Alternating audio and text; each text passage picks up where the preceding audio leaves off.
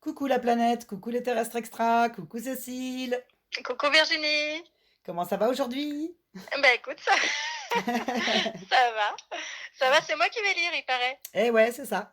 J'ai pas très Ouais. envie aujourd'hui. Le chapitre est un peu long et voilà, je suis pas forcément une très bonne lectrice, donc c'est bien de partager en fait. Et du Mais coup, je suis. si, t'es une bonne lectrice. Moi, oui, je fais comme je peux en fait. C'est surtout ça qui est important. Mais voilà, et en tout cas, on vous prévient, le chapitre 6 nous a vachement inspiré. Donc l'explication va être plutôt. Euh, Animée. c'est ça, animé, exactement. Animée et nourrie. Exactement. Voilà. Bon, ben, je te laisse faire, hein. Allez, on y va. Dans les jours qui suivirent, Jonathan comprit qu'en ces lieux, il y avait encore autant à apprendre sur le vol que dans l'existence dont il avait pris congé. Avec toutefois une différence. Les goélands d'ici partageaient sa façon de penser. Pour chacun d'eux, l'important était de voler et d'atteindre la perfection dans ce qu'ils aimaient le plus, voler. Ils étaient tous de magnifiques oiseaux, et heure par heure, chaque jour, ils s'exerçaient en vol aux techniques aériennes les plus avancées. Longtemps, Jonathan oublia le monde d'où il était venu, où les siens vivaient, aveugles aux joies du vol, ne se servant de leurs ailes qu'aux fins de trouver et de se disputer de la nourriture. Puis un jour, les souvenirs remontèrent un court instant à sa mémoire. Ce fut un matin où il était parti avec son moniteur, cependant qu'ils faisaient tous deux, elle repliée, une pause sur la plage après une séance de tonneau déclenchée. Sullivan, que sont-ils devenus interrogea-t-il silencieusement. Habitués désormais à la facile télépathie qui pour eux remplaçait les sons rauques et criards des goélands terrestres. Pourquoi ne sommes-nous pas ici plus nombreux? Dans l'univers du Jovien, ils étaient des milliers et des milliers de goélands, je sais. Sullivan hocha la tête. La seule réponse que je puisse te faire, Jonathan, c'est que je n'ai jamais rencontré sur 1 million d'oiseaux un seul qui fût semblable à toi. Pour la plupart, nous progressons si lentement. Nous passons d'un monde dans un autre qui lui est presque identique, oubliant sur le champ d'où nous venons, peu soucieux de comprendre vers quoi nous sommes conduits, ne vivant que pour l'instant présent. As-tu idée du nombre de vies qu'il nous aura fallu vivre avant que de soupçonner qu'il puisse y avoir mieux à faire dans l'existence que manger ou se battre ou bien conquérir le pouvoir aux dépens de la communauté? 1000 vies, Jean. 10 000 et 100 autres vies ensuite avant que nous ne commencions à comprendre qu'il existe une chose qui se nomme perfection, et 100 autres encore pour admettre que notre seule raison de vivre est de dégager cette perfection et de la proclamer. Cette règle est toujours valable pour nous, bien sûr, car nous ne choisissons le prochain monde où nous vivrons qu'en fonction de ce que nous apprenons dans celui-ci. N'apprenons rien et le prochain monde sera identique, avec les mêmes poids morts à soulever, les mêmes interdits à combattre. Il déploya ses ailes et se tourna face au vent. Mais toi, Jean, tu en as tant appris en une seule vie que tu n'as pas eu peur à voyager au travers de 1000 vies avant d'atteindre celle-ci. Un instant plus tard, il reprit l'air pour s'entraîner. Les tonneaux à facettes en formation étaient une exécution difficile, car durant une partie de la figure, Jonathan, la tête en bas, devait penser à inverser la cambrure de son aile et la retourner en harmonie parfaite avec celle de son moniteur. Essayons encore une fois, disait Sullivan, inlassable. Essayons encore. Puis finalement, bien. Et ils passèrent au looping à l'envers. Un soir que les goélands, qui n'étaient pas de vol de nuit, se tenaient assemblés sur le sable, méditant, Jonathan s'arma de courage et s'avança vers l'ancien des goélands qui, disait-on, devait bientôt quitter leur monde. Tiang, murmura-t-il un peu nerveusement. Le vieux goéland le regarda avec bonté. Oui, mon fils. Au lieu d'affaiblir l'ancien, l'âge avait accru sa puissance. Il pouvait, en vol, surclasser tous les autres goélands de la communauté, et il avait acquis la parfaite maîtrise de domaines où les autres n'osaient s'aventurer qu'à petits pas. Chiang, n'est-il pas vrai que ce monde-ci n'a rien à voir avec le paradis? La lune éclaira le sourire de l'ancien. Ah, tu as découvert cela tout seul, Jonathan le goéland? Je le crois. Mais alors quoi? Où allons-nous? Existe-t-il ce lieu que l'on nomme paradis? Non, Jean, il n'existe rien de tel. Le paradis n'est pas un espace, et ce n'est pas non plus une durée dans le temps. Le paradis, c'est simplement d'être soi-même, parfait. Il demeura un moment silencieux et ajouta. Tu es, n'est-il pas vrai, un oiseau très rapide? J'aime la vitesse, balbutia Jean, interloqué, mais fier de ce que l'ancien lui remarquait. Sois persuadé, Jonathan, que tu commenceras à toucher au paradis à l'instant même où tu accéderas à la vitesse absolue. Et cela ne veut pas dire au moment où tu voleras à 1500 km à l'heure ou à 1500 000 km à l'heure ou même à la vitesse de la lumière, car tout nombre nous limite et la perfection n'a pas de borne. La vitesse absolue, mon enfant, c'est l'omniprésence. Sans avertissement, Chang disparut pour simultanément apparaître à une quinzaine de mètres de distance. Puis il s'éclipsa à nouveau, et dans le même milliardième de seconde, il était déjà là, revenu, à toucher l'épaule de Jonathan. Tu verras, cela peut être assez drôle. Jonathan fut si éberlué de ce qu'il venait de voir qu'il en oublia de poser ses questions à propos du paradis. Comment faites-vous cela? Quel effet cela vous fait-il? Jusqu'où pouvez-vous aller? Tu dois pouvoir te rendre en tout endroit existant à tout moment où tu souhaites y aller, répondit l'ancien. J'ai voyagé vers tous les pays et en toutes les époques auxquelles j'étais capable de penser. Il parcourut des yeux l'étendue des flots. C'est étrange. Les goélands qui, par amour du voyage, méprisent la perfection, ne vont lentement nulle part. Ceux qui, par amour de la perfection, oublient le voyage, peuvent instantanément aller n'importe où. Souviens-toi, Jonathan, le paradis n'est ni un lieu, ni un instant, car instant et lieu sont des notions totalement dénuées de sens. Le paradis, c'est... Devant la perspective de conquérir de nouveaux fragments d'inconnus, Jonathan le goéland frémissait déjà d'impatience. Pouvez-vous m'enseigner à voler, comme cela? Bien sûr, si tel est ton désir. Oui, je le veux. Quand pouvons-nous commencer? À l'instant, si cela te fait plaisir. Oui, je veux apprendre à voler comme ça, dit Jonathan, et une étrange lueur brillait dans son regard. Dites-moi ce qu'il faut faire. Chang parla alors lentement tout en observant son cadet. Pour voler à la vitesse de la pensée vers tout lieu existant, dit-il, il te faut commencer par être convaincu que tu es déjà arrivé à destination. Selon Chang, la bonne méthode pour Jonathan consistait à cesser de se considérer lui-même comme pris au piège d'un corps limité par les 3 dimensions, ayant une envergure d'1,7 m et dont les déplacements pouvaient être tracés sur une planisphère.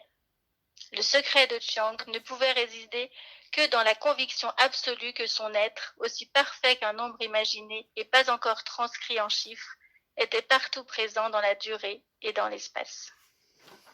Merci. Voilà, chapitre 6. Ouais. Il dit plein de choses, ce chapitre 6. Hein. Il est vraiment très intéressant, en fait. Hein.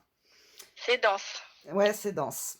Alors, en fait, quand on passe le cap de la matière, donc avoir et faire, et que l'on s'ouvre totalement et généreusement à soi, donc être, oui, il y a encore beaucoup de travail, mais avec des personnes qui parlent la même langue que nous, qui ont la même façon de penser, la même vision, d'accord? Nous ne sommes plus seuls, en fait. C'est vraiment fini, tout ça.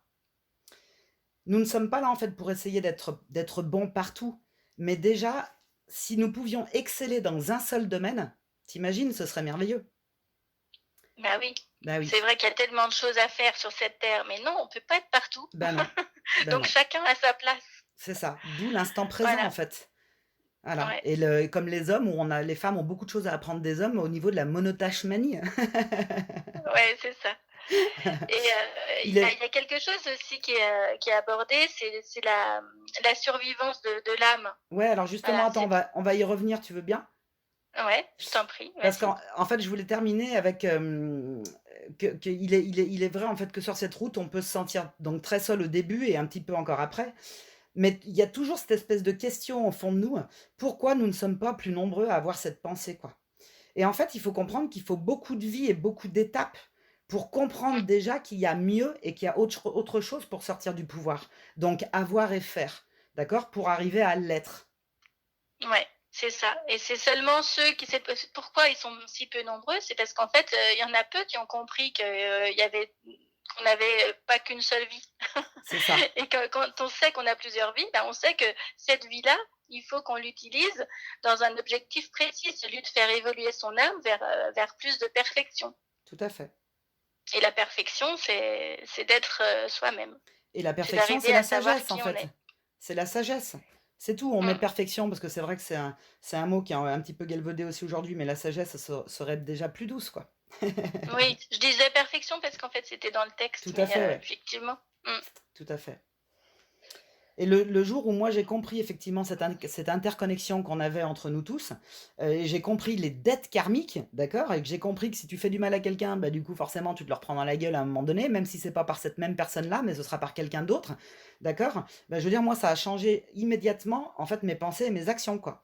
Et aujourd'hui, il est hors de question que je me laisse aller dans cette vie ou que je n'aille pas au bout de moi pour revivre, la même vie ou rejouer la même carte, quoi. Tu vois? Donc c'est quand j'ai envie de baisser les bras, par exemple, bah, du coup, je me dis: «Non, allez, remonte-toi parce que sinon tu vas le revivre plus tard, quoi». Donc c'est bon, quoi. En Et fait, oui. il faut Mm. il faut comprendre, pardon, il faut comprendre que dans cette vie, nous sommes tous en formation dans cette réalité et que nous sommes là pour apprendre, faire des expériences, pour repartir meilleurs. C'est-à-dire que c'est comme si on comparait à l'école. On est là pour passer en classe supérieure.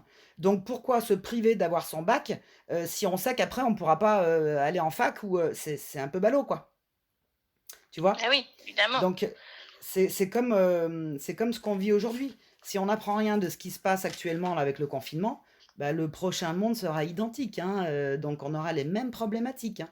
Donc et si on s'implique pas tous, chacun, bah, on changera rien du tout. On peut pas attendre que le monde soit en paix pour que du coup nous on soit en paix. C'est d'abord si nous on est Non, en paix que le monde d'abord va être en soyons paix. en paix avec nous-mêmes et le monde sera en paix avec lui-même. Exactement. Et donc justement ce qu'il faut en comprendre, c'est que nous sommes tous différents et complémentaires.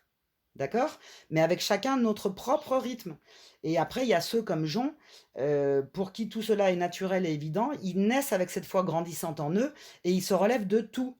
Si tu veux, c'est le bon sens, en fait, dans la simplicité la plus profonde, la plus consciente. Le Mm. paradis, comme il dit, il est en nous. Nous sommes le paradis avec toutes ses possibilités et toute sa magie. C'est être soi-même parfait. Le paradis, c'est la perfection absolue, quoi. Donc la sagesse, et sans limitation aucune. Donc c'est ce qu'ils appellent eux aussi, enfin c'est ce qu'on appelle l'omniprésence. L'omniprésence. Et il y a un livre magnifique qui s'appelle La vie des maîtres, qui parle beaucoup de tout ça, justement. Et je conseille à chacun de le lire, quoi. Il n'est pas accessible à tout le monde, bien sûr, mais il est vraiment passionnant. Eh bien, on va Imaginez, prendre note. On bah va ouais, prendre note. imaginez un monde où nous soyons tous conscients en fait de nos capacités lumineuses. Un monde où nous sommes capables de transcender la matière parce que nous avons compris que nous sommes aussi énergie et amour pur. C'est là où Ce tu... serait magique. Bah oui. Et tu avais justement Et quelque chose à rajouter par rapport à ça?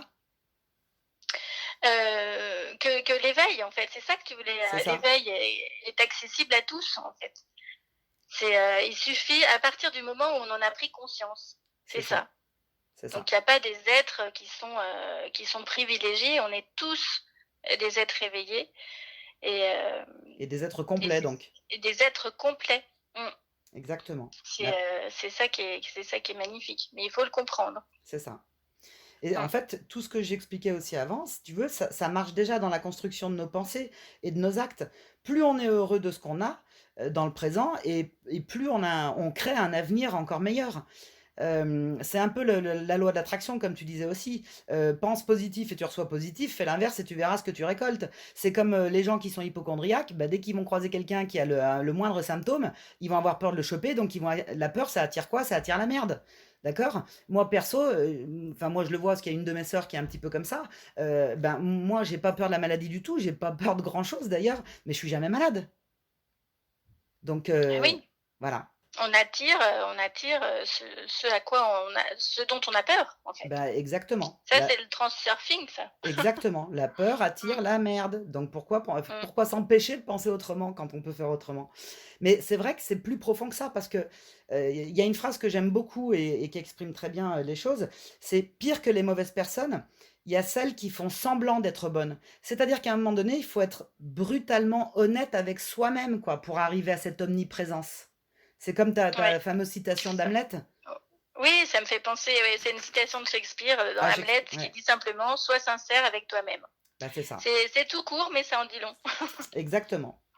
Mm. Donc pour résumer un petit peu ce chapitre 6, il il est vraiment important et essentiel, mais essentiel, c'est pas un T qu'on met, c'est un C, tu vois? C'est la connexion, au divin. Il est vraiment important, en fait, de dépasser la matière et tout ce que ça inclut pour sortir du piège de la limitation, du corps et de l'esprit.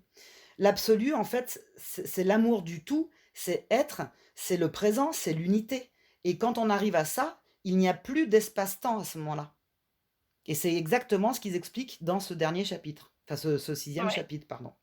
Voilà. Je me réjouis du chapitre 7, Moi hein? aussi. Ouais et je trouve qu'on est Bon, bah, je pense plus qu'on a vif dans notre, bien avancé, hein. ouais, on a bien Tu dis? avancé, puis on prend plus Ouais. notre place maintenant dans nos explications et tout, on est, voilà, on est Ah bien. bah, on gagne en confiance, hein. C'est exactement, exactement. Ouais. Bon, bah, c'est cool en tout cas. Je te remercie pour Bon, ce joli partage et bah, merci à merci tous, Virginie. qui nous écoutaient et puis, bah, à très bientôt pour le chapitre 7. À bientôt, bonne fin de journée et puis prenez soin de vous. Exactement, plein de gros bisous. Bisous.